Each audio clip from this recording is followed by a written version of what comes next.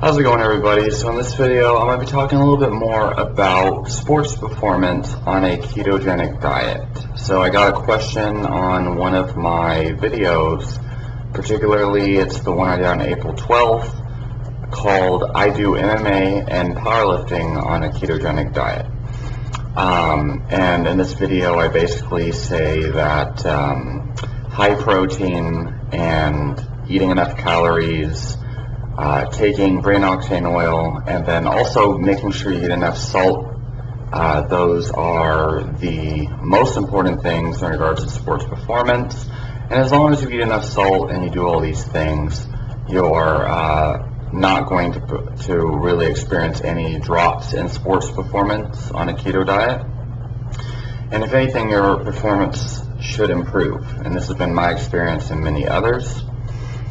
And so the comment says, great explanation. I have the same problem you had with low energy levels when training Thai boxing, till the point of dizziness or not being able to keep the hands up. I am lacking of the energy right from the beginning of the session. I thought about trying targeted keto and getting about 20 grams of dextrose before the training. What do you think? Should I try targeted keto, or should I have patience and let the body adapt? I am doing keto for about 4 months and am not intending to quit, but I need the training energy and explosiveness back. Thank you very much. So first of all, dizziness is a prime cause, dizziness is a prime symptom of low sodium, okay? And the dizziness and the energy, that is almost always caused by sodium deficiency when you're on a keto diet. So then I asked, how long have you been doing Muay Thai? How much added salt do you take each day? How much potassium do you supplement? And how much fat, protein, and carbs and calories do you eat on a daily basis? Because those are usually what is holding people back from their sports performance. It has nothing to do with carbs. It has to do with caloric deficits, and particularly not eating enough protein, not eating enough fat, and not eating enough salt. Usually people are doing something terribly wrong, but for some reason they're not, they don't realize it. So then the person replied, I've been doing Muay Thai for about 2 years. I was doing it more before without consistency. But I had to take a break this year, and I began in the same time with the keto diet.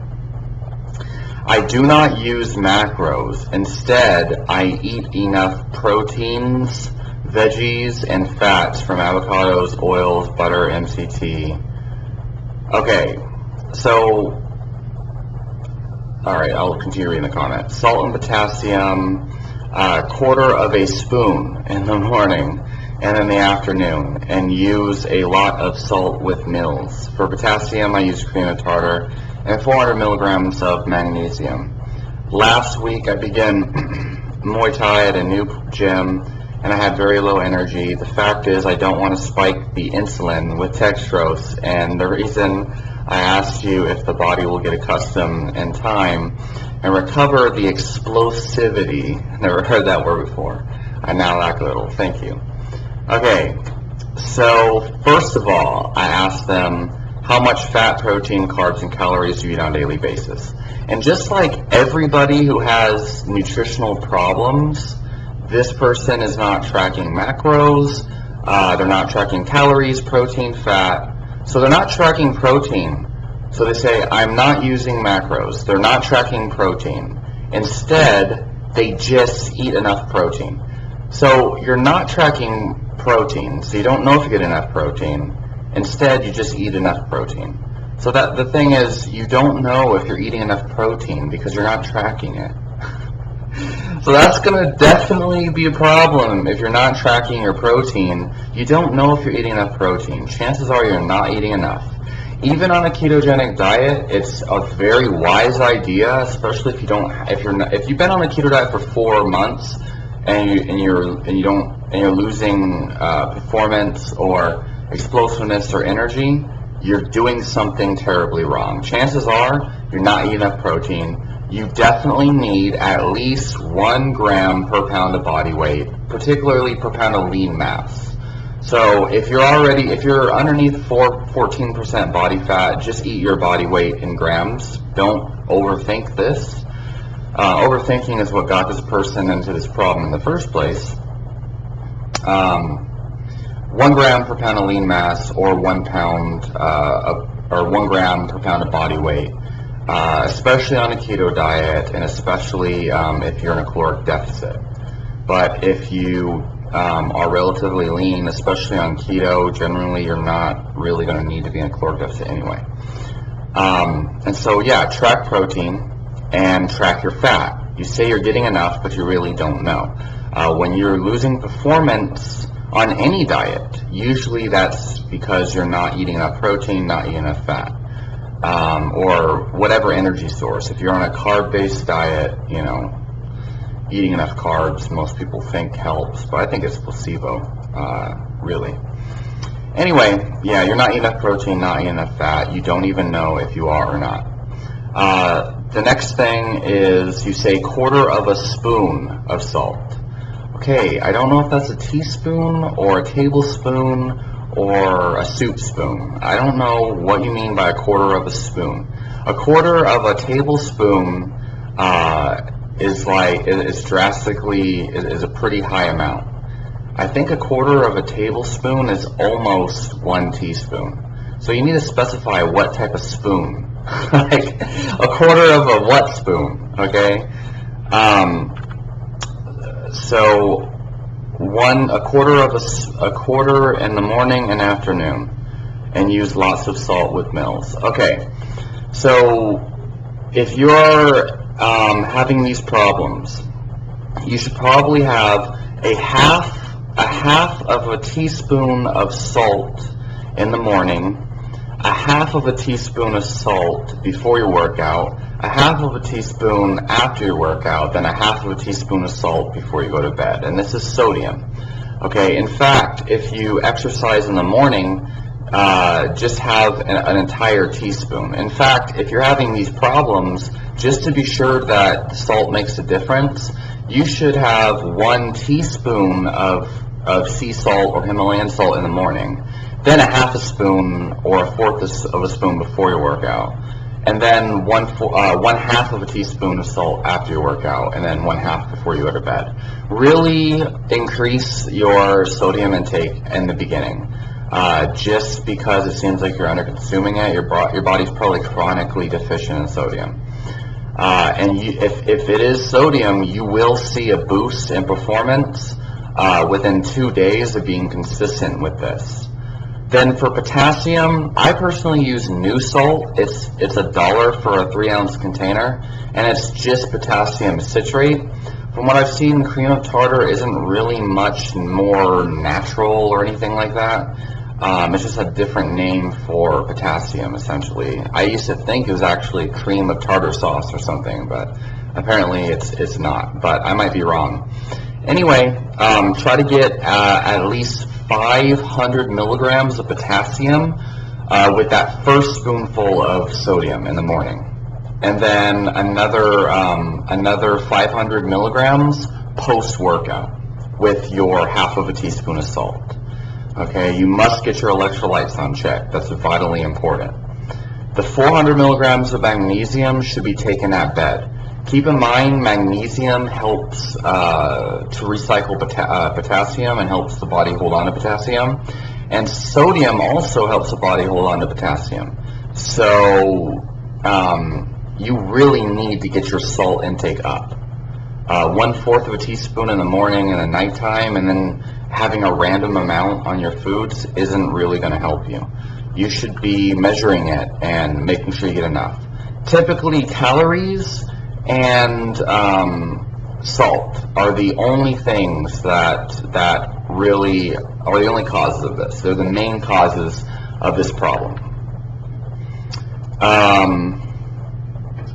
And so then I replied, keep in mind that it takes about 2 weeks of exercising in strict ketosis for your body to actually use ketones and fatty acids to fuel exercise.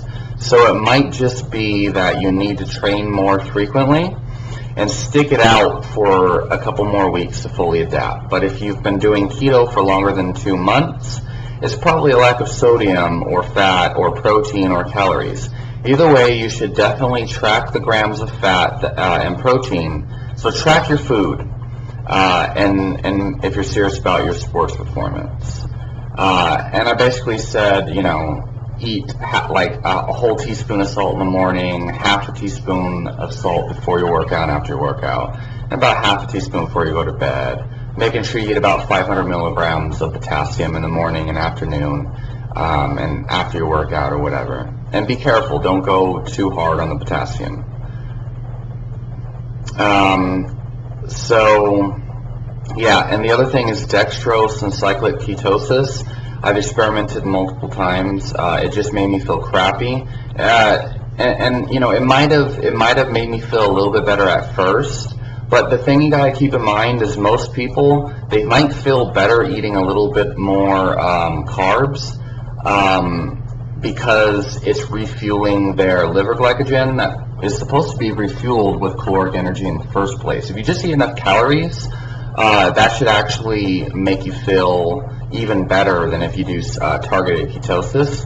The other thing is when you eat carbohydrates, it helps to refill your fluids, so it helps with water retention. Instead of eating dextrose, just get enough salt, and it should give you the same benefits. And if you're not fully keto adapted, maybe you're eating more carbs than you know, because you're not tracking your calories. You don't know how much fucking carbs you're eating. If you're eating carrots, if you're eating any kind of potentially high carbs, especially like berries and stuff like that, oranges, you might actually have been coming out of ketosis every now and then and experiencing hypoglycemia. But I wouldn't worry about that. I think you should stick to the basics first. But I'm just saying, like, that dextrose is only going to hurt you. Let's see. Thank you for your advice. He says, I'll stick with keto without adding carbs. How much salt do you use per day? I'm kind of scared about salt because a lot of people think salt is bad for you. So I actually take 1 whole teaspoon in the morning, and then I take 1 teaspoon after my workout and 1 teaspoon before bed. I recommend 3 teaspoons of salt per day on somebody who is heavily exercising on a keto diet. And then, anywhere from a half a teaspoon to 1 whole teaspoon of potassium spread out throughout the day in 1/4 teaspoon increments. But you need to be getting about 3 teaspoons per day. If you don't, you're probably going to continue to have this problem. There's the idea that salt is not good for your health, and I try not to use too much, the person says. Well, that's probably why you're experiencing this problem. If you're scared of salt, it's no surprise that you're experiencing problems on a keto diet. Even people on a high carb diet, when they switch to whole foods, tend to develop problems because they're not getting enough salt. But when you're on a keto diet, it's absolutely important to get enough salt. Your need for salt goes way up. In fact, a lot of people find about 10 grams, which is something like 2 to 3 tablespoons of salt, might make them feel even better and perform better. Then he says, I understand it is good to have 1 or 2 meals per week when consuming some medium carbs to stimulate the mTOR. Do you do it? Thank you again for your time. Obviously I don't, because that's going to kick me out of ketosis. If you're eating two days, like 2 meals a week of carbs, then you're probably never in ketosis. Your body takes about 3 days to get back into ketosis after a harder carb day. I wouldn't worry about mTOR. It sounds like all of these things you're worried about are the things that are hurting you. You should really stop with the mTOR crap. Stop with the fear of mTOR. Stop with the carb thing, trying to eat carbs. Don't, stop being scared of salt. Then he says, I forgot to tell you, I do intermittent fasting without coffee or tea or anything like that. What do you think? So you're doing an 18-hour fast, six-hour eating window, intermittent fasting, and you're wondering why you're having sports performance problems? Well, here's the thing. I actually did intermittent fasting after about 4 months on a keto diet, and I was able to go about 20 hours without eating, and I was doing fine. The problem is, after about 3 to 4 days of doing that, I noticed a drastic decrease in my performance, and I think that's because I begin to become very low in calories. So if you're not tracking your calories and you're doing intermittent fasting, then you're wondering why you have performance issues in Muay Thai. There's your problem. You're not getting enough salt, and you're probably not getting enough calories. My recommendation is to stop doing intermittent fasting. I personally drink either decaf or full calf coffee with about 400 calories worth of fat. Usually it's about 4 tablespoons of butter or 8 tablespoons of heavy cream. Then I might add some MCT oil, C8, some brain octane oil or XCT oil, or coconut oil. And sometimes I'll do like 20 grams of whey protein, and I'll take that before my workout because it's going to give my body immediate fuel. I used to always train on empty stomach when I was eating carbs, but now I find that the fats before my workout makes me feel amazing. I have the best workouts of my life on keto as long as even if I don't drink, if I just take caffeine pills. The performance is still good, but I recommend you do bulletproof coffee like I mentioned before your workout. Stop fasting. This is probably another contributing factor to your lack of sports performance. And don't worry about mTOR, don't worry about activating the liver, kidney, blah, blah, blah. Just start to do this to feel good and perform well. Okay, it doesn't, mTOR and longevity and stuff isn't going to matter much if you're not really progressing in Muay Thai. You're not really feeling good during the day. If you have brain fog, or you lack energy, or you get dizzy, or you just lack performance in Muay Thai, what good is all this fasting and stuff doing you other than causing you to feel weird during the day? Again, I've done fasting and I felt great and I performed fine, but I find it's not optimal in the long term for sports performance unless you're tracking your calories, which you're not, making sure you're getting, I wear a Fitbit. I mentioned that in the video you commented on, and it tracks my caloric expenditure during the day, and it's very accurate. It's the most accurate way to track your caloric expenditure because it's counting my heartbeat during my Muay Thai practice. And that helps me know if I'm burning more calories than usual during the day.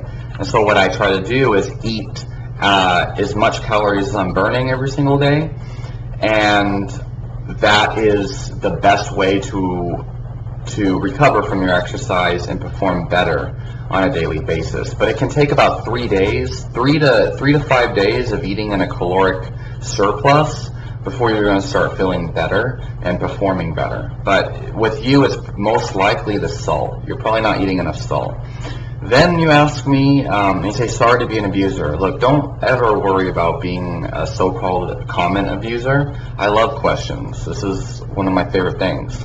He asks, do you use BCAAs or whey protein? If so, when do you do that? It's said that they will boost your insulin and kick you out of ketosis. Okay, first of all, I don't do BCAAs, and yes, certain amino acids, some amino acids can convert into glucose, and some amino acids can convert into ketones, actually. I don't use amino acids. I never have. I have taken Amino Energy, and I did try BCAAs for a while to, when I first started training, way back when I was eating a bunch of junk. BCAAs are unnecessary as long as you eat enough protein. I don't see actually, interestingly enough, you should buy this book, The Art and Science of Low Carb Performance by Stephen Finney and Jeff Bullock. Basically, it talks about all of the things I'm mentioning here, all the benefits of keto on sports performance. And what happens is actually when you're on a ketogenic diet, your body starts to recycle leucine and BCAAs.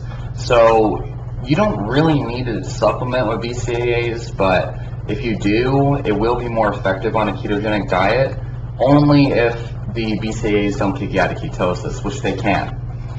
Whey protein, on the other hand, I take, but generally I'll take it in my coffee before my workout, basically as breakfast. I work out first thing in the morning, so I do that like 600 calorie bulletproof coffee in the morning, and I have like whey protein as a part of that, and that's great.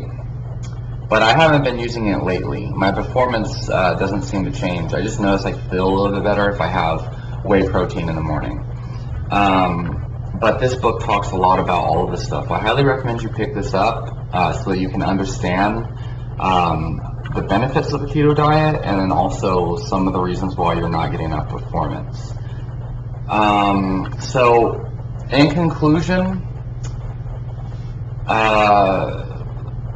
you know, it sounds to me like the intermittent fasting, the lack of tracking your protein and your fat and your calories, and then probably the number one reason why you're experiencing this problem is actually the lack of salt. 1/4 of a teaspoon in the morning and the night, and then just random amounts on your food is futile.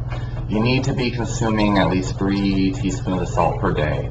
Stop being scared.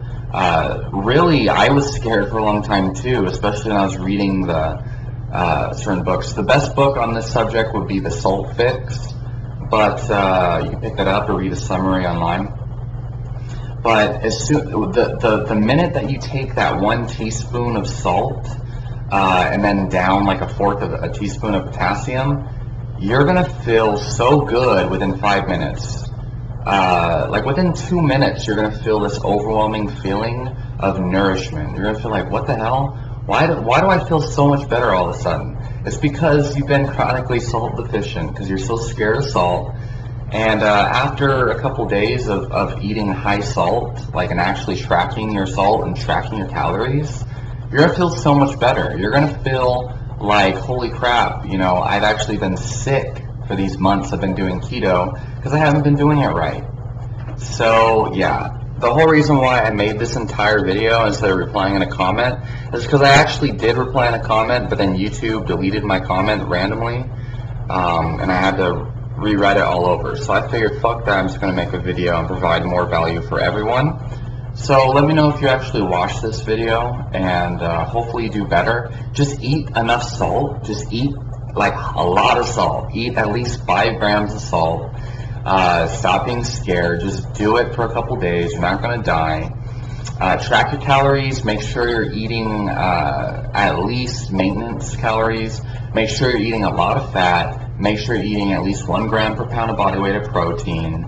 And try bulletproof coffee, like full of fat, like lots of butter, lots of MCT oil. Actually, try heavy cream if you can. Heavy cream is going to be better for you than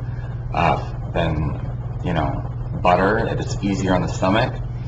And basically, yeah, that'll help you. Maybe a little bit of protein before your workout. Instead of carbs, just take protein. It's not going to kick you out of ketosis, and even if it does, it's better than dextrose. You know, at the most, any kind of carb that you put, you know, before your workout, don't do dextrose. Maybe try half and half, because it has like maybe 4 grams of carbs in it from lactose, if you can tolerate that. But honestly, I'm just saying, like, stop with that whole carb nonsense. And yeah, all right. Let me know if you watch this video. Talk to y'all guys next time. Subscribe for more awesome videos like this. I'll talk to y'all next time.